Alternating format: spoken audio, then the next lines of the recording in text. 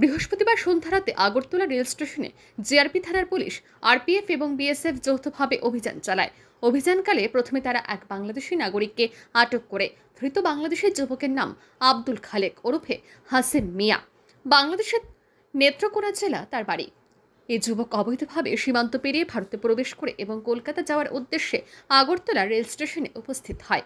অপরদিকে বৃহস্পতিবার রাতে যৌথ অভিযানে আগরতলা রেল স্টেশন থেকে বহিরাজ্যের এক ব্যক্তিকে আটক করা হয়। তার নাম দীপঙ্কর কুমার। উত্তরপ্রদেশের আরিয়া জেলায় তার বাড়ি। তার বেগে তল্লাশি চালিয়ে পুলিশ 2 কিলো 185 গ্রাম গাঁজা উদ্ধার করে। এই গাঁজাগুলি সে পাঞ্জাবে বিক্রি করার জন্য নিয়ে যাচ্ছিল।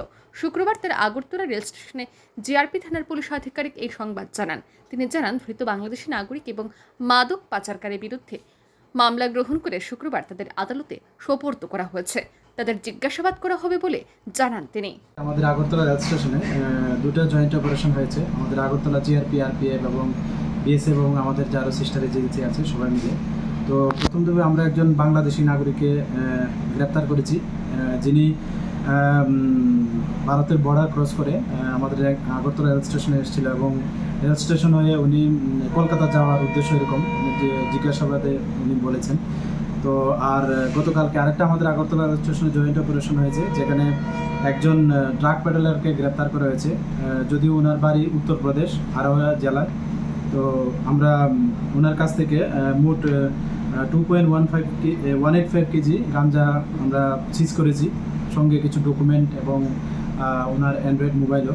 তো আমরা গতকালকেই ওনাদের এগেনস্টে একটা আগরতলা জিআরপি থানাতে মামলা নেওয়া হয়েছে এবং আমরা দেখছি যে তাদেরকে মানে কে সাহায্য করেছে বা এই গাঁজাগুলি কোথা থেকে মানে আনলো, সোর্স অফ। তো যারা এটার সঙ্গে যুক্ত থাকবে আমরা অবশ্যই তাদের আইনের আওতায় আনবো। আর প্রাথমিক জিজ্ঞাসাবাদে উনি বলছেন যে এই গাঁজাগুলি উনি পাঞ্জাবে নিয়ে যাবেন এবং যেখানে এগুলার খুব ভালো মূল্য আছে, প্রায় কেজি প্রতি মানে 25-30 হাজার টাকা করে এখানে বিক্রি উনি প্রাথমিক জিজ্ঞাসাবাদে বলছে। তো যাই হোক, আমরা এটা দেখছি যে এটার সঙ্গে আরও কে বা কারা যুক্ত আছে, আমরা অবশ্যই তাদের আইনের আওতায় আনবো। জানা গেছে, ধৃত গাঁজা পাচারকারীর উত্তরপ্রদেশের যুবক দীপঙ্কর কুমার এর আগেও আগরতলা থেকে একাধিকবার গাঁজা নিয়ে পাঞ্জাব ও অন্যান্য রাজ্যে বিক্রি করেছে। Bureau report, RE news.